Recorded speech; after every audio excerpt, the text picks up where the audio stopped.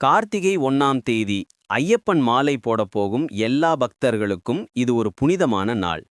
காலை எழுந்தவுடன் முதலில் சுத்தமாக ஸ்நானம் செய்து வீட்டில் ஒரு சின்ன தீபமேற்றி சுவாமியே சரணம் ஐயப்பா என்று அமைதியாக ஜெபம் செய்யுங்கள்.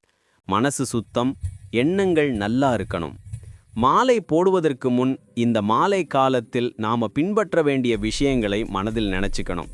பொய் பேசுறது, கோபப்படுறது, கெட்ட பழக்கங்கள் இவையெல்லாம் விலகு.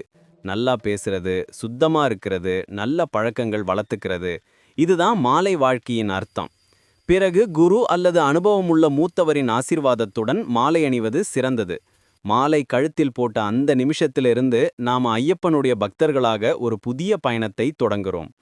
தினமும் காலை மாலை குறைந்தது சில நிமிஷம் ஜெபம் செய்யுங்கள். சாப்பாடு எளிமையா, மனசு அமைதியா, யாருக்கும் துன்பமில்லாமல் நடந்து கொள்ளுங்க. இந்த நாள் நமக்கு ஒரு நல்ல வழி, நல்ல பழக்கம், நல்ல மனசு தரும் ஒரு அழகான தொடக்கம். சுவாமியே சரணம் ஐயப்பா.